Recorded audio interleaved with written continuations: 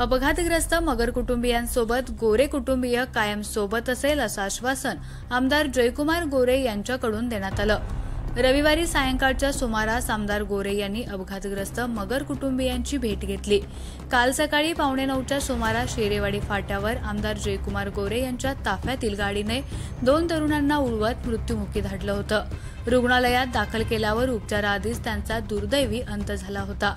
यावेळी आमदार जयकुमार गोरे यांनी आपले सर्व नियोजित कार्यक्रम रद्द करून रुग्णालयात सुमारे 3 तास ठाण मांडून बसले होते।